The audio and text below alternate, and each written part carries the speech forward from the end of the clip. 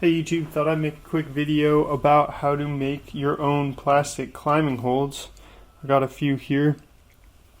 Credit where credit is due, this is all inspired from a video by the craftsman.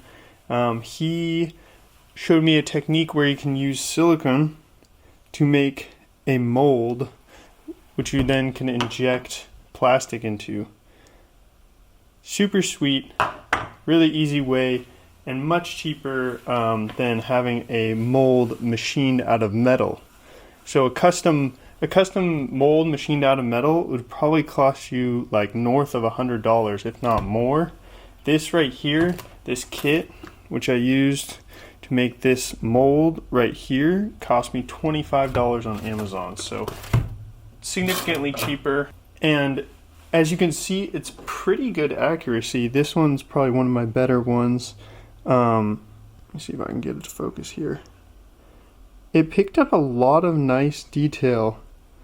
I don't have the best injection machine either, and so this is like turned out really nice for me.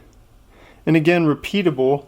I've made 6 of these, and you can see the mold has held up, I would say, pretty darn well. Seems still to have a lot of the fine details. It seems to be doing great. Bought a new kit, and I'm going to make another climbing hold, this time a different shape, and I thought I'd just walk through the steps real quick. First step, make your own mold out of clay. So I went a little funky with this design here. I got this kind of banana shape here. New type of climbing hold. I'm not a very big climber, it's one of my passions, one of my hobbies, and so I'm just like messing around making climbing holds.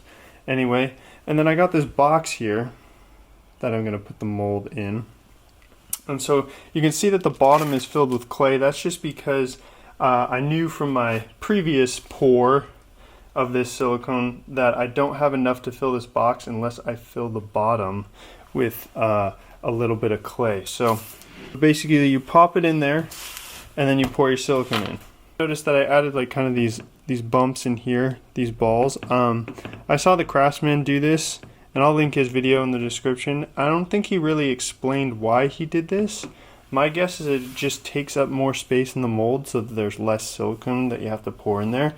I think that's a pretty smart idea. So the last step before I'm going to pour the silicone is I'm going to use, the craftsman uses Vaseline. I'm just going to use some white petroleum jelly, kind of as a mold release. I'm not sure how essential this is.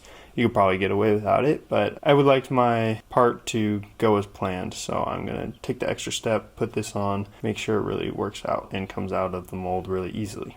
So I've added my petroleum jelly. It's now nice and slippery. So I got a cup here that I cleaned out. I know that I'm going to use all the silicone in this kit, so I'm not going to like pour these out into separate cups. I'm just going to pour them all into this one big cup. And I'll just turn these upside down, and then we'll put any excess that drains while we're stirring in at the end.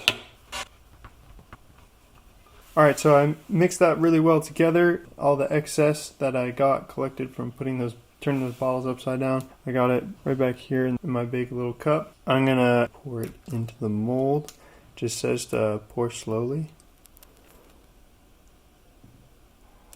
I guess it's not really slowly, is it?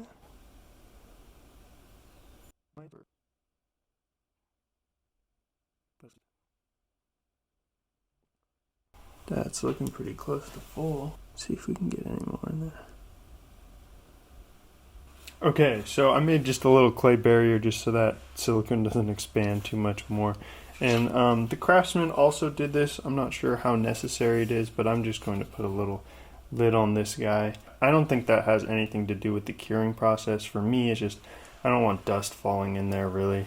Even though it doesn't matter that much, I'd just rather not that happening.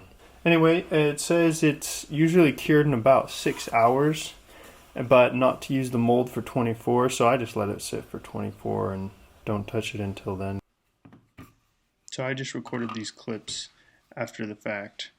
This is just me opening up the mold, testing it out, taking off that clay, and then cutting around the edges right there, getting that excess silicone that kind of spurted out. Then taking the mold out of the box, the clay just kind of pops out when I take out the mold, so I don't really have to worry about getting it out, which is nice. I take this one remaining piece of clay out, just jabbing it with the knife real quick, and kind of inspecting it, getting those excess bits of silicone off to get this finished mold, and there you have it. Some of you may be wondering why I didn't make a two-part mold, and the answer to that is pretty simple. Climbing holds need a flat back to rest against the wall anyway, so I don't need to make a two-part mold for these guys, which makes it super simple. Basically the last step is just plopping that mold in this box, putting this on top, securing it down, and then injecting plastic into it. And if you guys want to take a look at how this one turned out, I thought it turned out pretty good. This is after me injecting it. Not perfect, but also the plastic I used the like roughness is due to the plastic that I used. So it would look a lot smoother if you use a different type of plastic, but I actually like that roughness to give a little extra grip for climbing. Anyway, hope you enjoyed and hope this video helped you out at least a little bit. Thanks for watching.